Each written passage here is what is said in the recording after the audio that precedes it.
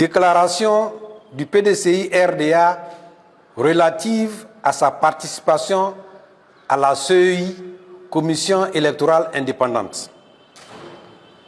Depuis plusieurs années, le PDCI-RDA, les coalitions des partis politiques de l'opposition et les organisations de la société civile demandent l'instauration d'un dialogue politique en vue d'examiner les différentes questions relatives au processus électoral en vue de permettre l'organisation d'élections inclusives, crédibles et transparentes.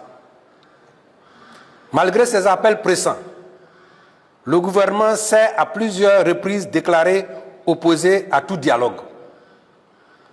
Tant et si bien que la CEI, l'organe chargé des élections, demeure fermé aux préoccupations exprimées par les partis politiques et les organisations de la société civile relatives au processus électoral actuel.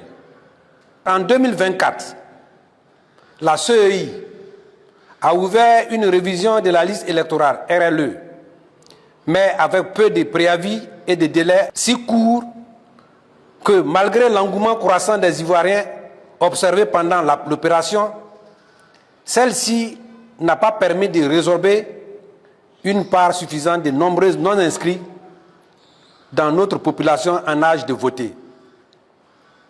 L'appel du président Tidjane Thiam, président du PDCI-RDA, a prolongé la RLE 2024 afin de permettre au maximum d'Ivoiriens en âge de voter de s'y inscrire, n'a pas été entendu par la CEI.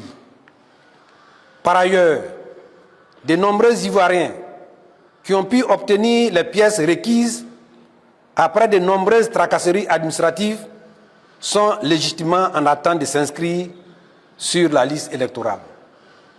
En 2025, la CEI a rejeté la demande des partis politiques et des organisations de la société civile d'ouvrir une RLE telle que prévue par le Code électoral en son article 6.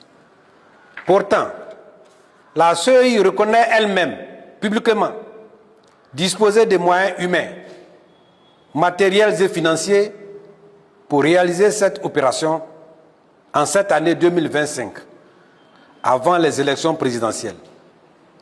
L'analyse réalisée par le PDCI-RDA et ses alliés sur la liste provisoire du 17 mars 2025 montre, comme il fallait s'y attendre, plusieurs irrégularités inacceptables, dont les plus remarquables sont entre autres 1. Des inscrits qui n'ont pas de prénom, de date de naissance, de lieu de naissance ou de père. 2. Des mères ayant plus de 50 enfants chacune. 3. Des électeurs plus âgés que leurs parents. 4. Plus de 2 millions d'inscrits dont les enregistrements sont suspectés d'être des cas frauduleux. 5. De nombreux morts. Cette liste est loin d'être crédible. Le PDCI-RDA note avec regret le refus systématique du gouvernement de faire droit aux requêtes des partis de l'opposition et des organisations de la société civile pour un dialogue politique permettant d'aborder les questions relatives au processus électoral, notamment sur la CEI, sur la liste électorale et son audit, qui pourtant sont des conditions essentielles à l'organisation d'un scrutin transparent et apaisé. Au regard de ce qui précède, le PDCI-RDA, prenant l'opinion nationale et internationale à témoin, ne saurait tolérer les nombreuses insuffisances de la CEI et son incapacité avérée à organiser des élections justes, inclusives, transparentes et crédibles. Face au refus systématique du dialogue politique pour améliorer un système décrié par tous, exception faite du parti au pouvoir qui y trouve son compte, le PDCI-RDA demande, dès cet instant, à son représentant de suspendre sa participation aux travaux de la CEI centrale jusqu'à nouvel ordre. Cette instruction ferme étant valable pour tous ses représentants intervenant dans les structures locales de la CEI. Le PDCI-RDA, parti de dialogue, d'ouverture et de progrès, bénéficiant du soutien de ses alliés de la coalition, exige, premièrement, l'ouverture du dialogue politique de manière pressante afin d'éviter une autre crise à notre pays.